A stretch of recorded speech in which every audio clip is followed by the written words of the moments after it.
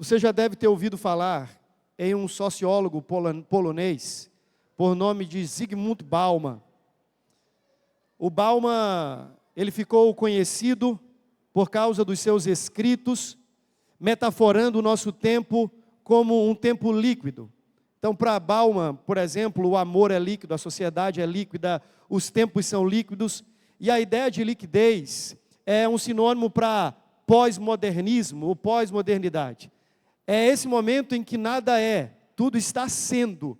É aquela ideia do filósofo Heráclito, de que o mundo, na verdade, é como um grande rio em que as águas estão sempre em movimento. Você entrou agora no rio e saiu, e quando entrou novamente, as águas já não são mais as mesmas. Então, esse é um conceito que perpassa a ideia de pós-modernidade. Nada é sólido, nada é permanente, nada é duradouro, tudo é volúvel, solúvel, líquido. E, meus irmãos, isso parece que está sendo uma forma de doutrinação. Porque enquanto que na modernidade, um pouquinho antes, acreditava-se em absolutos, aquilo que era verdade agora, continuava sendo verdade daqui a uma década, 2, 3, o céu que era azul hoje, continuava sendo azul daqui a alguns anos. Hoje nós vivemos uma época em que nós precisamos provar ao mundo que a grama é verde. Alguém já disse isso. Tudo é relativo, tudo é subjetivo. Desta maneira, as coisas não são, elas estão. Só que quando a gente olha para as Escrituras, para a Bíblia, a gente descobre que nós não podemos, em hipótese alguma, flertar com esse pensamento contemporâneo. Porque a nossa fé, ela é balizada por verdades atemporais, por verdades eternas. Nós estamos aqui porque nós cremos que aquilo que fora verdade para os nossos pais lá no passado, continua sendo verdade para nós hoje. O escrito sagrado, a revelação de Deus, que falou aos antigos, lá nas eras primevas, nas eras primitivas, continua falando ainda hoje com a mesma autoridade. Uma das crenças fundamentais nossas, como igreja de Deus, é o absoluto da palavra de Deus. Deus é absoluto no seu ser, Deus é absoluto na sua revelação, naquilo que Ele deixou conhecer de si em sua palavra. Por que falar sobre isso é importante? Pensando agora no ambiente das famílias. É porque também essa ideia pragmática tem afetado o nosso modo de ver a família. E a família passou a ser algo que serve como um descarte. Veja, eu me relaciono com alguém hoje, pode ser que amanhã os meus sentimentos não estejam tão avorados quanto ontem, então eu posso desregistrar o meu compromisso aqui, fazer um outro compromisso amanhã e está tudo certo. Porque afinal de contas, o amor também é líquido. As relações são como vapor, elas são agora e deixam de ser daqui a pouco. E aí nós temos cada vez mais o índice de divórcio e daquelas tantas relações que já se dissolveram, mas não foram para o pleito jurídico, aumentando a cada ano. E veja, meus irmãos, essa é uma tendência popular, que não pode ser uma matriz da igreja. Nós somos o povo que continua acreditando no que a Bíblia diz, que o casamento e que a família é para sempre.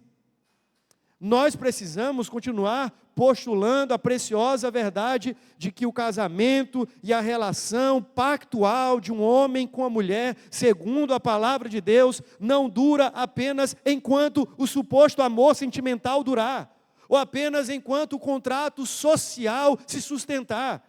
Nós acreditamos que estamos falando de uma organização, de uma instituição e de um patrimônio que foi criado por Deus para permanecer até o nosso último suspiro ou até o momento em que Jesus voltar. E nós não podemos abrir mão disso. Essa é uma verdade pela qual a própria realidade da igreja, a realidade da igreja também depende desse formato de família. Alguém já disse que nós precisamos de famílias fortes para termos uma igreja forte e uma sociedade forte. Então, se a gente altera essa estrutura basilar, que é criacional, a gente mexe com as outras estruturas da sociedade, inclusive com a estrutura eclesiástica. E eu quero nessa noite, então, pensando sobre essa coisa do que permanece, de famílias que permanecem, de vidas que permanecem, conversar com você à luz do texto de Mateus capítulo 7, do versículo 24 ao versículo 27.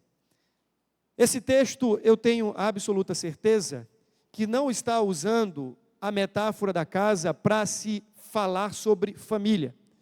Porém, os princípios que emergem dessa passagem, eles são aplicáveis à vida humana nos seus mais diferentes espectros, inclusive o espectro familiar.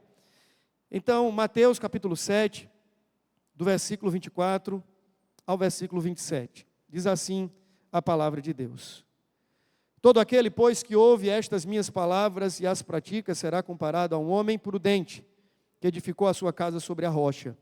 Caiu a chuva, transbordaram os rios, sopraram os ventos, e deram com ímpeto contra aquela casa, que não caiu, porque fora edificada sobre a rocha. E todo aquele que ouve estas minhas palavras e não as pratica, será comparado a um homem insensato, tolo, que edificou a sua casa sobre a areia. Caiu a chuva, transbordaram os rios, sopraram os ventos, e deram com ímpeto contra aquela casa, e ela desabou, sendo grande a sua ruína. Vamos orar mais uma vez? Senhor, essa é a Tua palavra, e nós tememos e trememos diante dela. Cremos que as Escrituras são a revelação do Senhor para todo mundo, especialmente para nós que temos a mente de Cristo. Nós pedimos a Deus, em nome de Jesus, fala conosco nessa noite. Desvenda os nossos olhos, a fim de que contemplamos as maravilhas da Tua lei. Nos dê sabedoria, iluminação do Espírito, para discernirmos a Tua vontade. É a nossa oração, com rendição de coração, em o nome e para a glória do Senhor Jesus. Amém. Amém. Só para lhe ambientar, esse é o encerramento do famoso Sermão da Montanha, o mais extenso sermão do Senhor Jesus. No Evangelho de Mateus, nós temos ele registrado na sua íntegra. Começa no capítulo 5 e encerra-se aqui no capítulo de número 7. E sobre o que Jesus está tecendo? Segundo alguns comentaristas, Jesus está falando sobre a contracultura do reino de Deus. Ele está falando sobre as qualidades e o modo de vida do cidadão do reino celestial. Jesus está abrindo aqui um paralelo entre aqueles que o seguem como discípulos, daqueles que apenas estão acompanhando-o como ouvintes. Até porque você deve lembrar que não demorou muito para Jesus se tornar uma figura célebre. O seu nome e a sua fama se espalhou rapidamente e as pessoas começavam a segui-lo. Onde Jesus estava, se reuniam a multidão em sua volta. E então, com fins de separar os supostos ouvintes dos verdadeiros discípulos, Jesus começa a falar sobre o padrão de identidade e de vida dos cidadãos do reino dos céus. E o Sermão da Montanha começa com as famosas bem-aventuranças, as beatitudes, onde Jesus traça um perfil de caráter distintivo daqueles que seguem a Ele em verdade.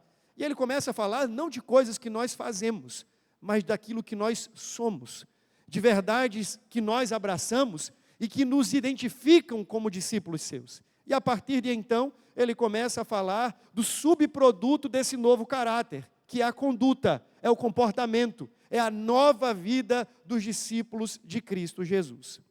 Tendo falado sobre muitas coisas, Jesus agora está chegando ao final do seu sermão. E parece que Jesus, ele segue uma estrutura sermonária que até hoje nós adotamos, que era típico, inclusive, da oratória grega. Você expunha verdades que, em sua grande maioria, eram informativas, intelectuais, que apreendiam o entendimento, o intelecto, mas o final era sempre uma aplicação daquela verdade. Na retórica grega, você tinha exatamente as lições, a moral por trás da verdade. E me parece que Jesus agora está exatamente fazendo o mesmo. Ele está aplicando o seu sermão. Só que ele faz de uma forma genérica e ao mesmo tempo profundamente abrangente. Ele diz assim: tendo dito todas estas coisas, E ele fala sobre amor, sobre justiça, sobre devocionalidade, ele fala sobre relacionamentos, ele fala sobre a verdade em contraproducência à mentira ensinada pelos falsos mestres. Depois de ter discorrido sobre temas variados, Jesus agora encerra o seu assunto, sumarizando tudo da seguinte maneira: veja, se vocês terminarem de ouvir esse sermão e voltarem para casa apenas como ouvintes e não praticantes, vocês se associam a um homem imprudente, um homem tolo, que movido pela sua estultícia, resolveu construir uma casa sobre a areia, e diante do temporal, aquela casa veio a ruir. Jesus basicamente está dizendo o seguinte: toda verdade, toda teologia até aqui ensinada precisa se transformar em ortopraxia, em vida. Aquilo que chegou no campo do seu conhecimento e do seu entendimento deve descer ao seu coração, chegando às suas mãos, aos seus pés, tornando-se uma praxe diária, mostrando que todo conhecimento de Deus verdadeiro se traduz na vida, no chão da existência, e não apenas é uma realidade abstrata. Mas me parece que nós precisamos ouvir de novo esse sermão, e de novo, e de novo, e de novo, porque a cada domingo o mesmo acontece. A expectativa nossa é de que, tendo ouvido a palavra de Deus, saiamos daqui encorajados e movidos pelo Espírito a viver a verdade ouvida. Mas quando cruzamos estas portas, não são poucas as vezes que o sermão perde o sentido nos primeiros passos. E o nosso coração logo deixa de arder pela fome da pizza. E as nossas conversas já não são mais sobre verdades eternas, e nós começamos a discorrer sobre as coisas pueris desta vida. O efeito da palavra de Deus, a apreensão desta verdade, parece não ficar muito bem alojada no campo do coração, senão nos nossos pensamentos. E a expectativa, irmãos, é de que tudo aquilo que nós conhecemos sobre Deus, apresentado em sua palavra, se materialize, se objetive na nossa vida, porque senão vira apenas conversa, vira apenas informação, que não gera transformação. Então, o resumo do ensino de Jesus é o seguinte: vocês ouviram a verdade, agora vivam a verdade. Vocês ouviram sobre justiça, agora pratiquem a justiça. Vocês ouviram sobre oração, não a oração dos fariseus religiosos, mas a oração dos filhos. Agora, orem. Vocês ouviram sobre o jejum, agora jejuem. É basicamente isso que Jesus está fazendo, aplicando as verdades apresentadas à vida daqueles que a ouviram. Mas, meu querido irmão, obrigado, meu irmão, preste atenção que isso também se aplica a nós hoje. Nós precisamos entender que Jesus, ao usar as metáforas da areia, da rocha, da casa sendo edificada, ele está falando sobre fundamento. E Jesus está dizendo, em outras palavras, que só permanece aquilo que tem um bom fundamento. Veja, essa estrutura foi construída há dezenas de anos. E ela tem sobrevivido, ano após ano, com as manutenções devidas, por conta da sua boa fundação. A estrutura que está sobre os nossos pés tem definido a durabilidade deste prédio. Nós estamos aqui com a mínima segurança necessária, porque nós cremos que lá atrás alguém se preocupou em lançar bem os fundamentos do que seria o prédio que nós estamos hoje reunidos dentro dele. Jesus faz questão de deixar claro qual é o fundamento do discipulado cristão, ou qual deveria ser o fundamento da vida cristã, em que se alicerça, em que se sedimenta, qual é o lastro fundamental da experiência cristã. E ele deixa claro dizendo, é a palavra. Esta rocha sobre a qual o homem prudente edificou a sua casa, à luz de uma hermenêutica bíblica objetiva, olhando para o próprio texto, é exatamente tudo quanto Jesus ensinou. Poderia ser uma metáfora acerca dele mesmo, porque ele disse é a pedra sobre a qual a igreja está edificada. Mas nesse sentido, de forma mais específica, parece que Jesus está falando sobre os seus ensinos, dizendo que a rocha fundamental, o elemento basilar e fundante sobre o qual alguém permanece ou cai, é exatamente a verdade da sua palavra. Enquanto eu expunha os sermões das 7 igrejas da Ásia, eu falei aqui que historicamente, veja, isso é marcado historicamente, todas as vezes que um grupo, uma igreja, uma família, uma sociedade, ou alguém, um indivíduo, isoladamente, resolveu abrir mão deste sólido e firme fundamento da palavra de Deus, uma sequência de desgraças acompanhou aquele grupo, aquele povo, aquela sociedade, e assim sucessivamente. Se você vai comigo para a famosa Idade das Trevas, a Idade Média, o que estava em xeque não era apenas a moralidade, não era que as pessoas se tornaram imorais ou amorais e não levavam em conta a ética ocidental. Não era muito bem sobre isso. O que estava em jogo ali é que havia se aberto mão da primazia das Escrituras. E então o homem, a tradição, a instituição começou a sobrepujar o fundamento da palavra de Deus. E o resultado disso foi um desvio crônico da igreja. Século XVIII.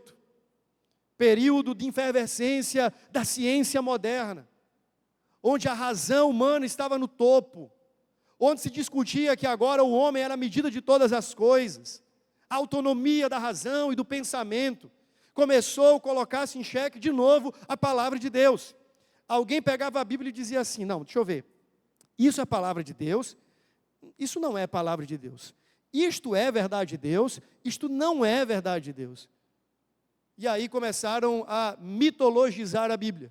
E dizer que alguns eventos que para nós fazem parte da literalidade sobrenatural da história de Deus, como ressurreição, como os nossos pais Adão e Eva, a história no Éden e coisas dessa natureza, eram fictícias, míticas, mitológicas, que fazia parte de contos populares do Antigo Oriente e que deveriam chegar a nós apenas em forma de princípios e de lições. Qual foi o resultado disso? De novo, a igreja que pouco antes havia ascendido no reavivamento histórico, a começar na reforma, mas se estendendo para os grandes avivamentos históricos, a igreja começou a decair novamente da sua espiritualidade e uma tragédia espiritual se instalou.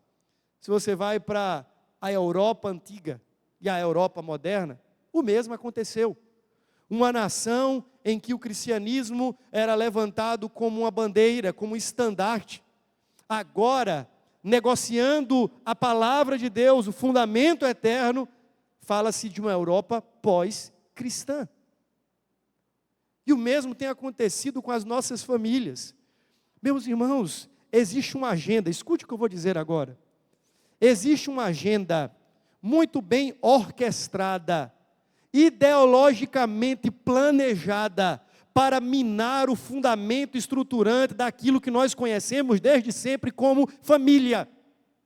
Nós somos muito ingênuos em achar que existe neutralidade no mundo das ideias, que o filme que é produzido é simplesmente um filme, que a novela que vai em rede nacional adentrando as nossas casas é simplesmente uma novela, que o novo livro que se torna best-seller nas prateleiras das livrarias é mais um livro. E que os subprodutos, sejam artísticos, seja da moda, seja lá como for, são simplesmente produtos. É importante que lembremos que tudo que o homem produz é um artefato, que diz muito sobre as suas crenças, sobre os seus compromissos fundamentais que estão alojados no seu coração. De modo que, por exemplo, se eu como cristão for compor, mesmo que eu não componha sobre Deus, sobre a igreja, sobre a fé, é inevitável que as minhas crenças e os meus compromissos se deixem vazar ali. Porque é aquilo que eu creio. E tudo que eu produzo é um artefato das minhas crenças, dos meus compromissos e dos meus pressupostos. Mas a gente continua seguindo ingenuamente, achando que a vida e o mundo são neutros. E que não, pastor, a gente não pode ser conspiracionista, achando que tem diabo em tudo, que tem uma orquestração de uma pauta maligna em tudo. Veja, eu não preciso nem disso.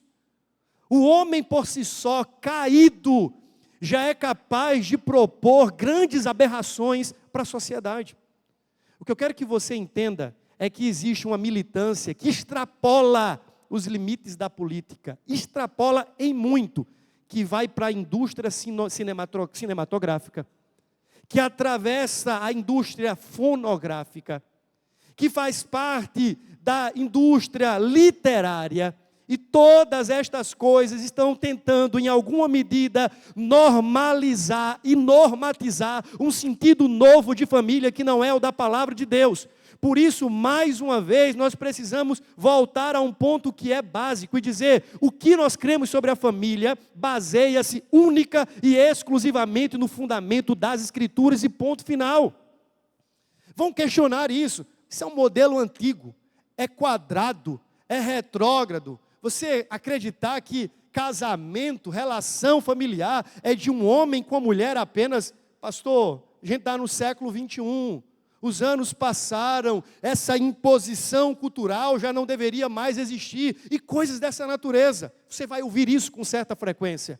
Sobretudo os jovens que vão para o ambiente da universidade, em sua maioria universidade pública, vão ouvir isso com maior frequência ainda.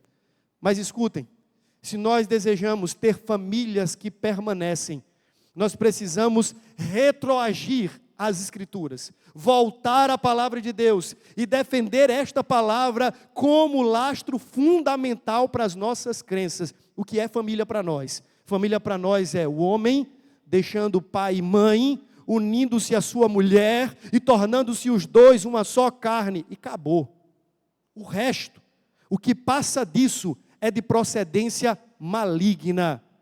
Se nós quisermos, irmãos, ter uma família que permanece, nós precisamos atracar as nossas convicções outra vez na palavra de Deus e não cedermos a nossa convicção à conveniência, em nome de Jesus. A palavra de Deus é o fundamento da vida. A palavra de Deus é o fundamento das crenças. A palavra de Deus é o fundamento da igreja.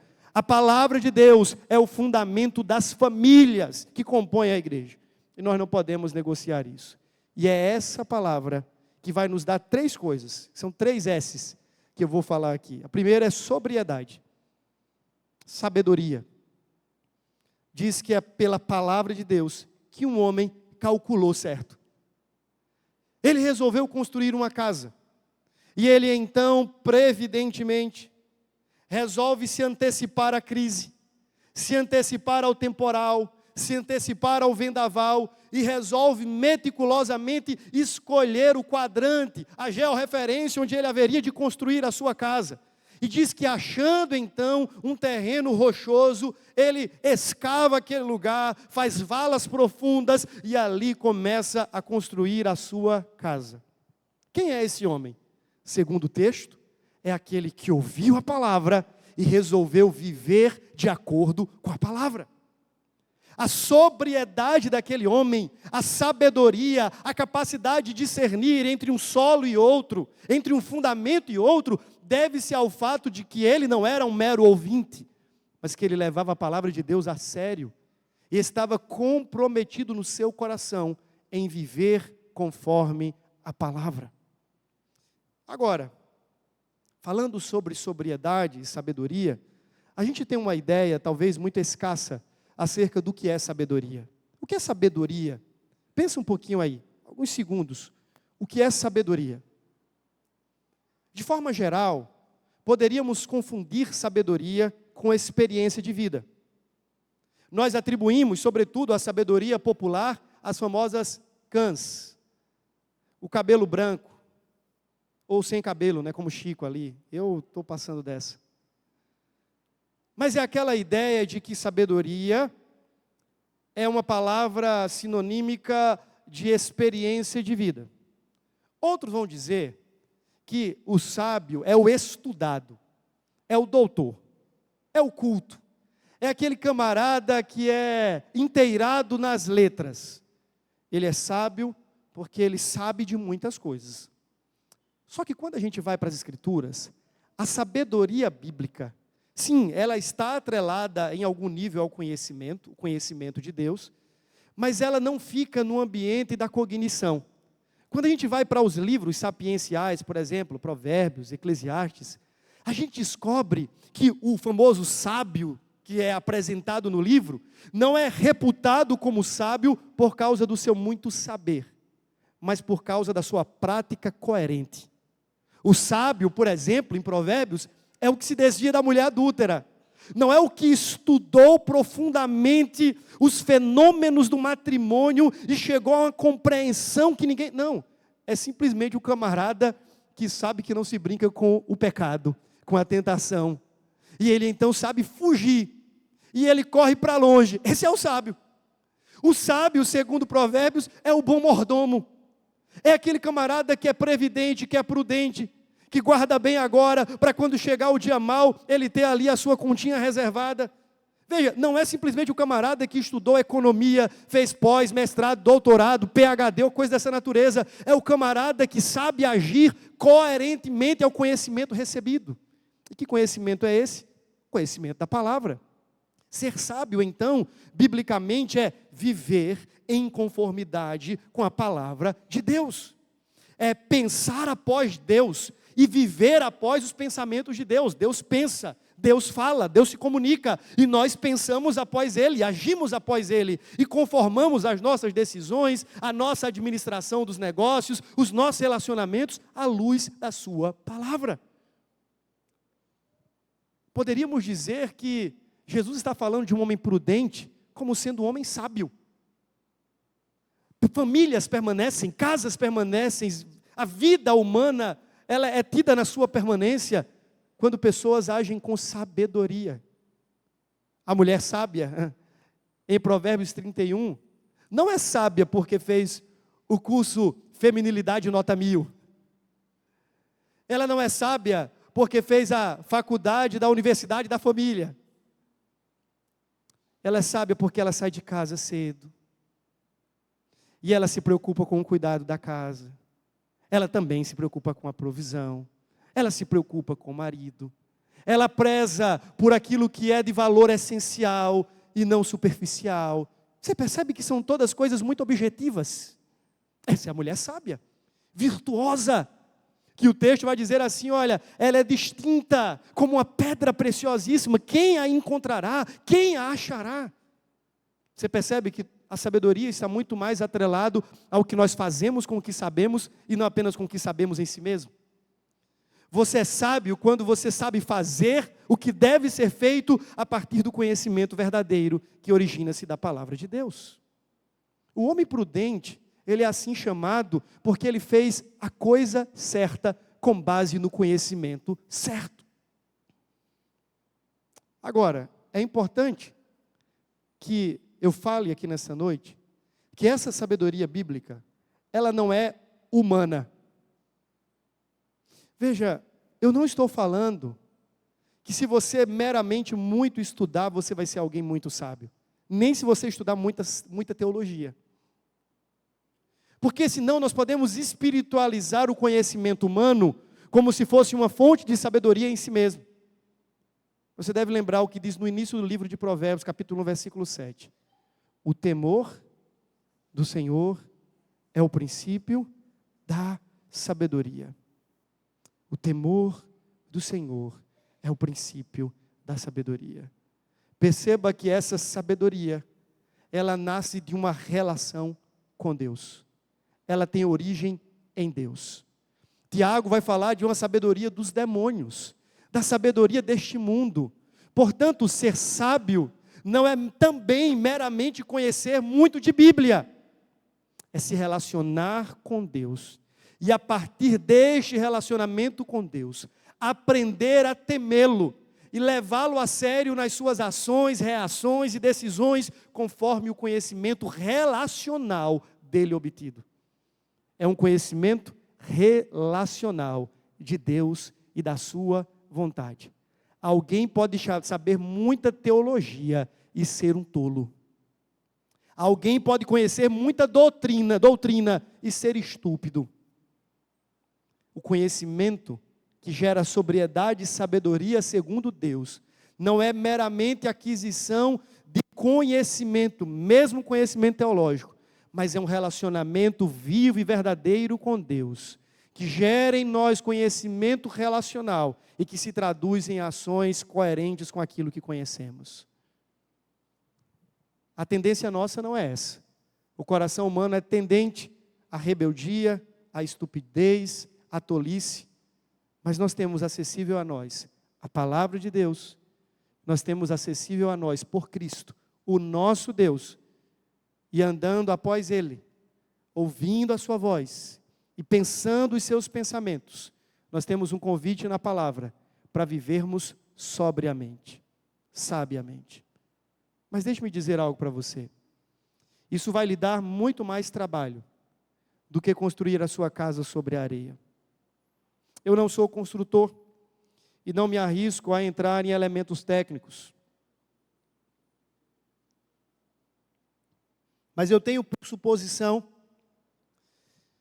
que, ignorantemente, o homem que constrói a sua casa sobre a areia, ele está querendo ganhar alguma coisa com isso.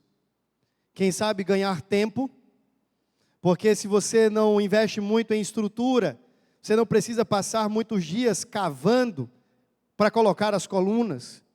Você não precisa esperar a cura das colunas. Você não precisa de uma boa amarração na base, no fundamento, no alicerce da sua casa. Você pode simplesmente jogar um chão batido, fazer uma amarraçãozinha ali de meio metro, amarrou tudo, subiu a casa, está tudo certo.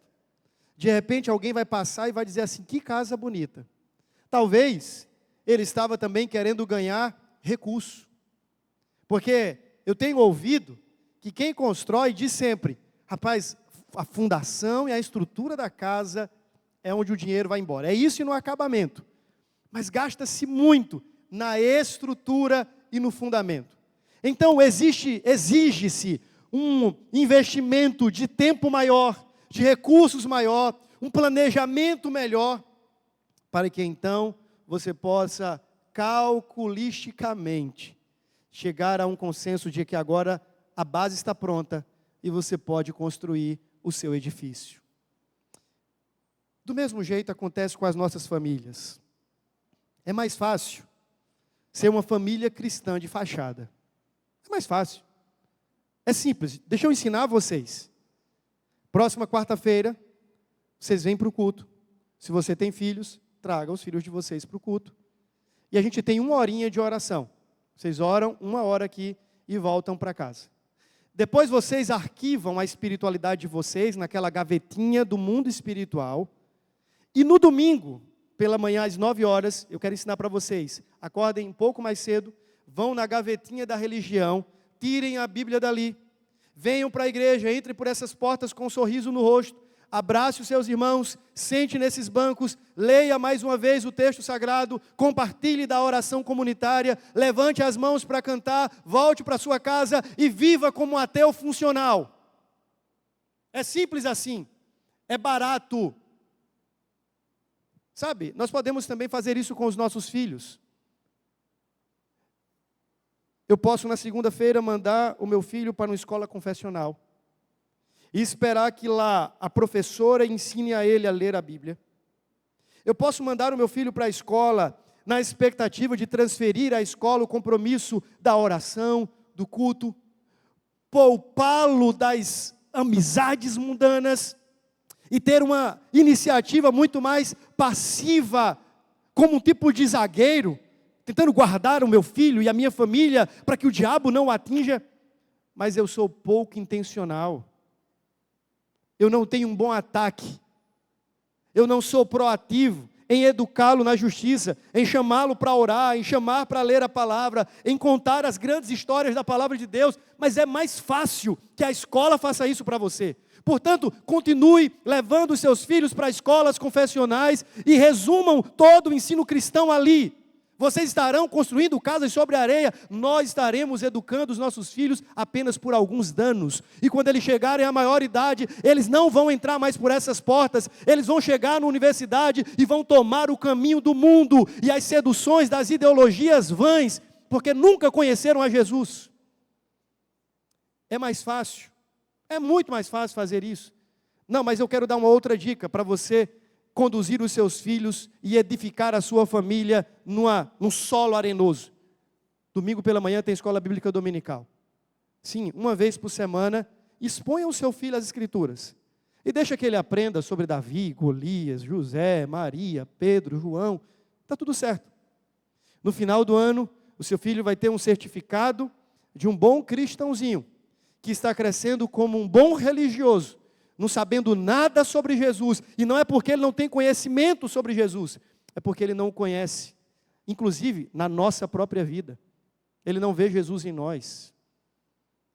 E aí, daqui a alguns anos, a escola dominical vai deixar de fazer sentido para ele, e ele não vai querer vir para cá, você não vai conseguir amarrá-lo, nem colocá-lo nos seus ombros, dizendo assim, você vai ter que ir para a igreja, já não vai funcionar mais os seus gritos, os meus gritos, isso não vai funcionar mais.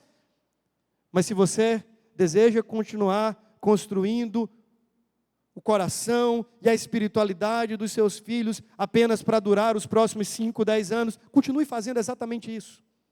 Vai lhe dar menos trabalho.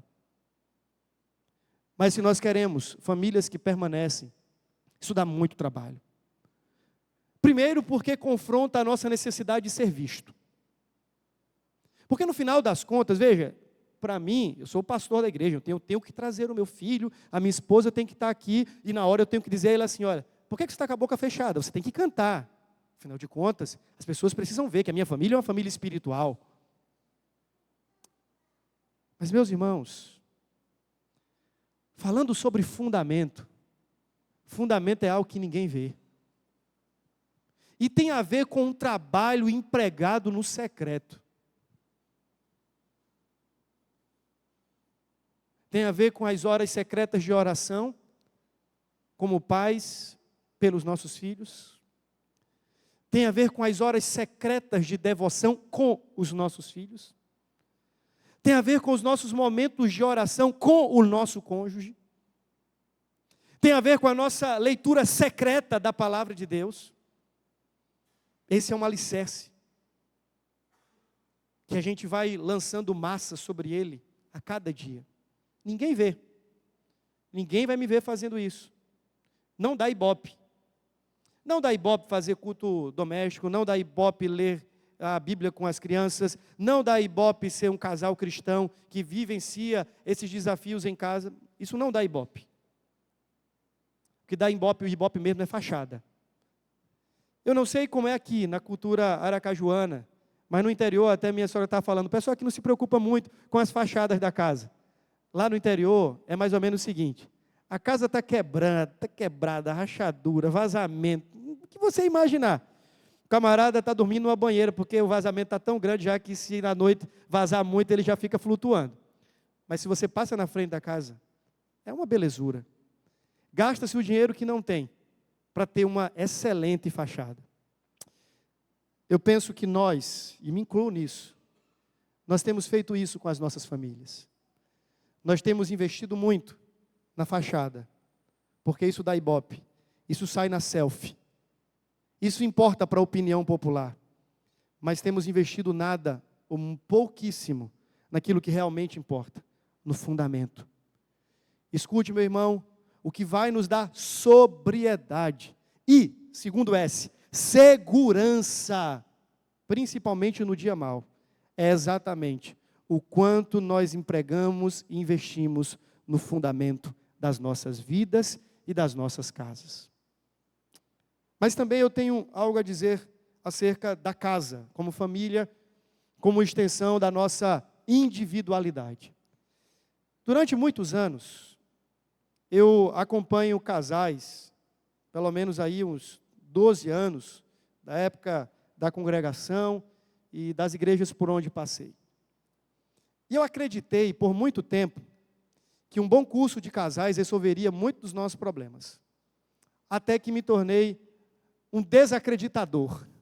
um descrente, não nos cursos em si, mas no fato de que às vezes nós estamos pressupondo uma mudança superficial, coletiva, quando na verdade o problema está no fundamento, mas não no fundamento do casamento, no fundamento dos indivíduos que compõem aquela casa. Eu lembro de acompanhar um casal durante a pandemia, fazia isso remotamente, e depois de algumas conversas, só para você entender o que estava acontecendo, eles já eram casados há 30, 40 anos, eu não sei, mas certamente mais de 30 anos. Logo no início daquela relação, eles se pactuaram, se comprometeram em permanecerem juntos até que os filhos crescessem, casassem-se e seguissem a vida. Agora, os 2 filhos já estavam fora de casa. E aquele casal já não tinha compromisso algum para ser mantido. Durante a pandemia, eu recebo uma ligação da esposa dizendo: pastor, fulano de tal foi embora de casa. De pronto, pego o telefone, ligo, marco um encaminhamento para a gente seguir uma conversa. Não podíamos fazer isso presencialmente, e assim começamos um acompanhamento. Primeira, segunda conversa, no máximo. Eu cheguei à conclusão de que o problema daquele casal não era um problema de ordem marital, matrimonial. Eles não estavam vivenciando um problema de casamento. Era um problema de um homem e uma mulher que precisavam ter o fundamento de suas vidas alicerçados em Cristo Jesus, que não tinham o caráter de Cristo, o temperamento de Cristo, a personalidade de Cristo, e quando se juntavam, aquilo dava uma confusão. E o problema não era matrimonial, o problema era de discipulado do coração. É a mesma conta que a gente faz. Olha, se você pega 2 mais 2 e bota lá igual a 4, e se você faz infinitas vezes isso, vai dar 4 o tempo inteiro. Porque você está querendo mudar o resultado, mantendo os mesmos fatores. O resultado só vai dar diferente para menos ou para mais. Se o primeiro 2 deixar de ser 2, virar 3 ou 4, e se o segundo 2 virar 1, virar 3, virar 5, só muda o resultado quando os fatores são mudados. E eu estou por certo que boa parte das coisas que não mudam na nossa família é porque nós individualmente estamos comprometidos com as opiniões do mundo e não com a palavra de Deus. Porque, veja, eu sei que o nosso coração é ruim e que o Senhor precisa nos reger e nos adestrar. Mas, meu irmão, nós somos crentes. O primeiro a cobrar ao meu coração o maior compromisso com a minha esposa, com os meus filhos, precisa ser eu mesmo, ouvindo o Espírito falando ao meu coração, dizendo assim: rapaz, você está sendo um mau esposo. Você está sendo leviano no trato com a sua esposa. Você está sendo irresponsável com os seus filhos. Porque eu sou crente, tenho o Espírito de Deus e tenho acesso à palavra de Deus. E às vezes nós queremos que os problemas da nossa família se resolvam tentando fazer uma reforma de fachada, quando o problema é o fundamento. Deixamos o que é essencial para trás e começamos a investir o nosso tempo naquilo que é periférico. Cuidado, meu irmão, eu preciso ter esse mesmo cuidado, porque somente pelo fundamento da palavra de Deus nós encontramos verdadeira sabedoria para edificar as nossas casas. Como ser um homem segundo Deus? Examine o seu coração pela palavra. Como ser uma mulher segundo Deus? Examine o seu coração pela palavra. Como criar filhos para a glória de Deus? Examine o seu coração pela palavra. Como ser um bom filho para a glória de Deus? Examine o seu coração pela palavra. É pela palavra de Deus que nós encontramos sabedoria e sobriedade para edificarmos coerentemente famílias que permanecem. Mas como eu falei, não apenas a palavra nos dá sabedoria, sobriedade, mas a palavra também nos dá segurança. Lembra? Tempestade chegou, o dia mau chegou, o vendaval abateu aquelas 2 casas. E eu preciso abrir um parênteses, já falei muito sobre isso nas quartas-feiras, mas eu quero só reiterar. O fato de você ser justo, crente, estar firmado em Cristo na sua palavra, não vai lhe imunizar dos dias maus. Ouça-me, querido cristão, se você está em Cristo, ama a sua palavra, é um crente fiel, tem uma espiritualidade efervescente, crescente, glória a Deus por isso, mas lembre-se, Vai chegar aquele dia em que o vendaval vai bater na sua casa, não vai pedir autorização, vai vir impetuosamente, imprevisivelmente, e você precisa ter um bom fundamento para permanecer. Porque o bom fundamento não apenas nos dá sobriedade, mas nos dá sustentação, segurança, sobretudo quando o dia mau chega. E ele chega para todos. Se você é crente, não crente, se você conhece muito de Bíblia ou não conhece nada, vai chegar aquele dia em que a sua fé será exigida. E como é que eu sei, pastor, se eu permanecerei ou não? Falávamos sobre isso na classe dos jovens na semana passada. Falávamos que, na verdade, a fé cristã não é um guia para nos livrar dos sofrimentos. Não é algo do tipo assim, olha, abrace a Cristo e você vai aprender a como se esquivar da dor, da luta, do luto, da enfermidade. Isso é mentira.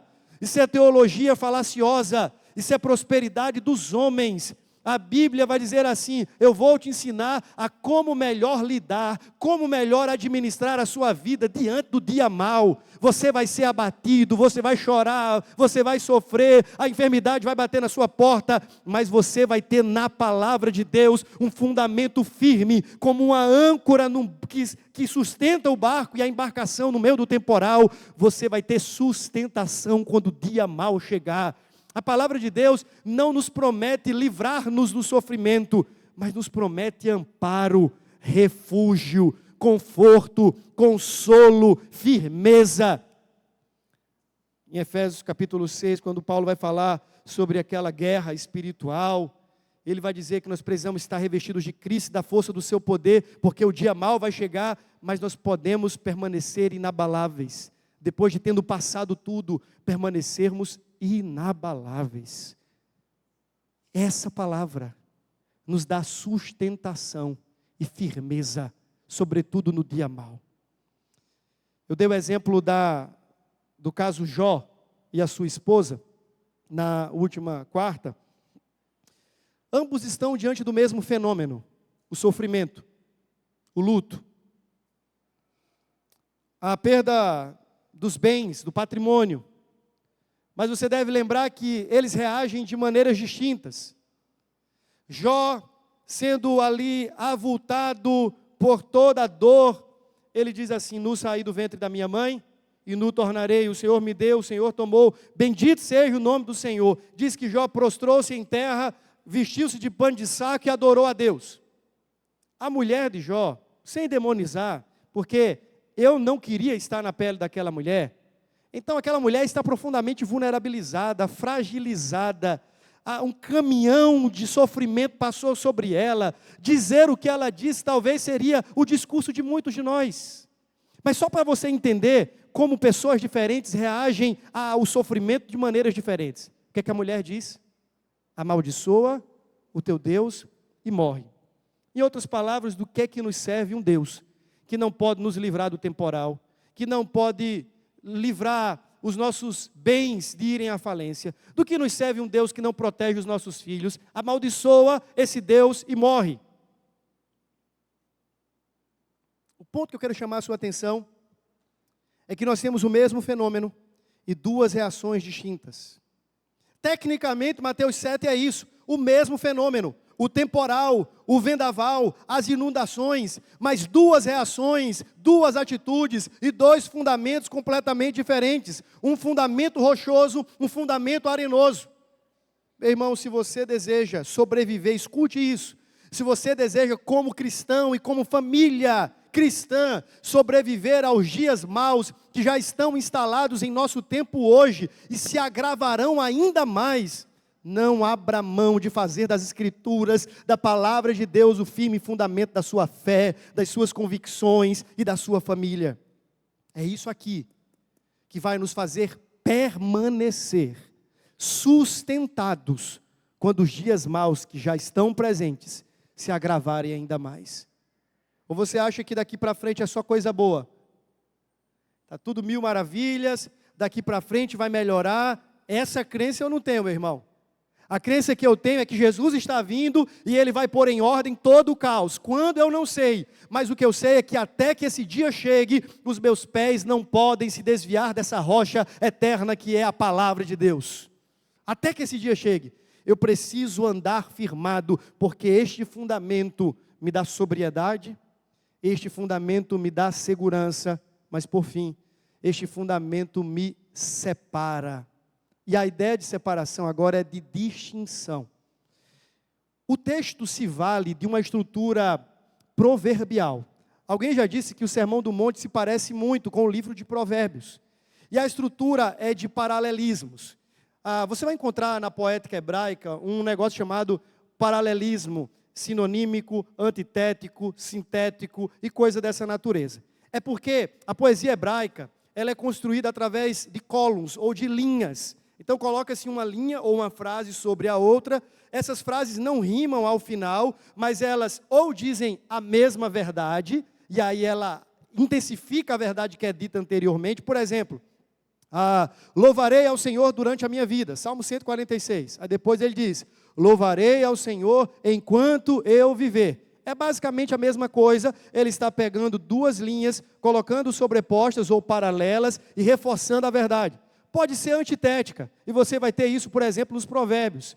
O justo florescerá como a palmeira, mas os ímpios, e aí ele vai... Os justos permanecerão na congregação dos justos, mas os ímpios serão como palha, ou são como palha seca, que o vento leva, o vento dispersa. Paralelismo antitético. Ele fala, enuncia uma verdade e contrapõe essa verdade. Ou um paralelismo sintético, que é uma verdade complementar.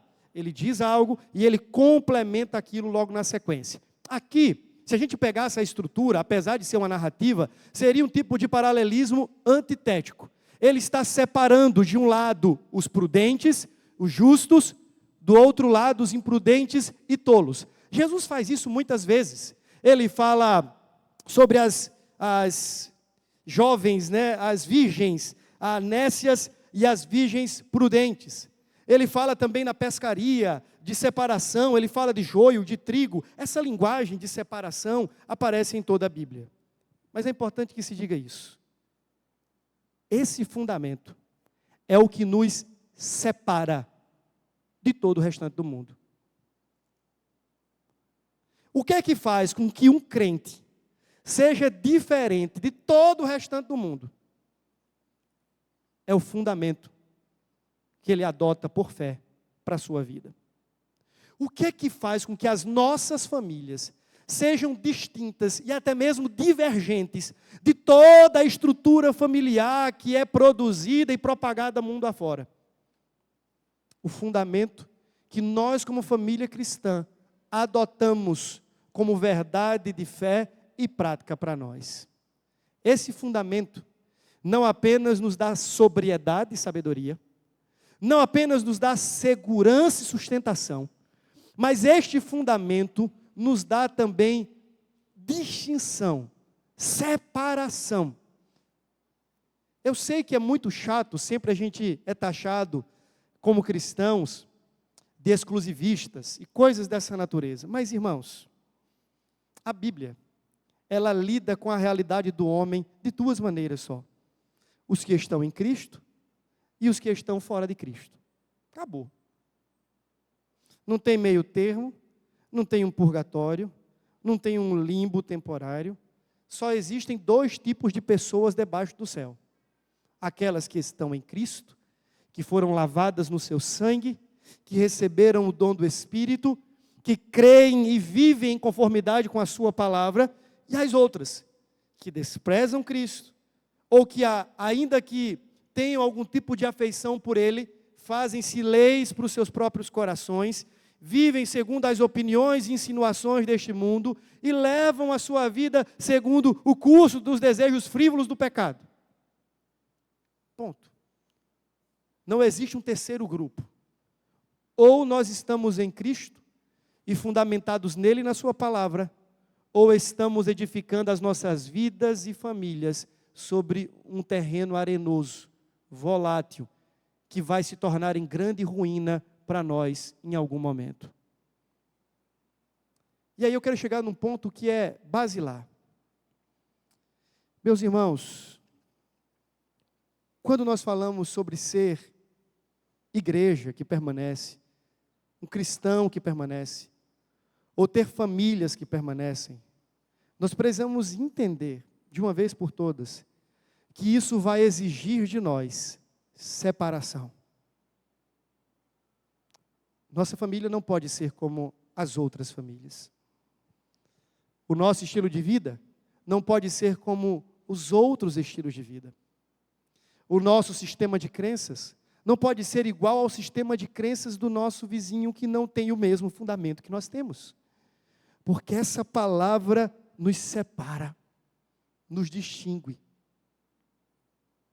E aí, ou nós somos joio, ou somos trigo.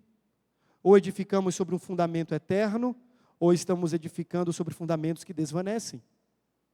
Ou amamos a Cristo e a sua palavra, ou nos tornamos cristos e mediadores de nós mesmos e vivemos segundo o curso do nosso coração.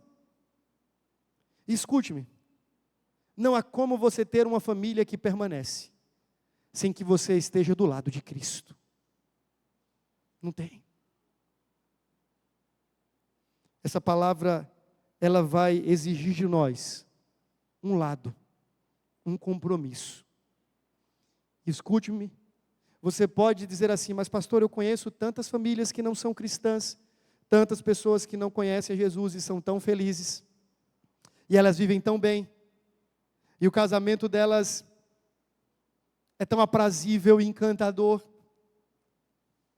Pois é, mas haverá de chegar um dia em que um vendaval muito maior do que todos os vendavais já vistos nesse mundo, o tufão da justiça divina recairá sobre a terra.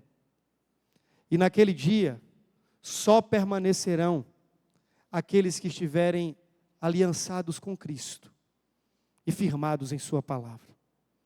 Do lado de fora, diz a Escritura, ficarão os cães, os feiticeiros, os idólatras, os assassinos, os que não amam a Deus, os que trocaram a glória de Deus pelas glórias deste mundo.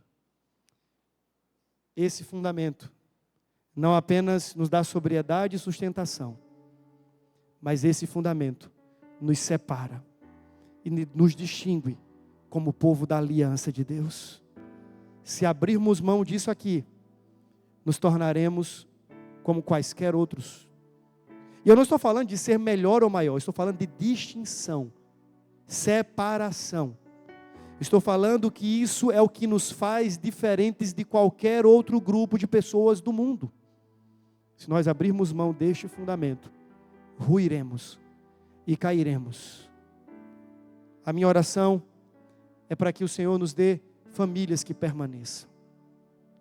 Famílias que estão alicerçadas no fundamento eterno da palavra de Deus. Que não passa, que não muda, que nos sustenta, que nos dá sobriedade e que nos coloca como uma comunidade de distinção e de contraste nesse mundo.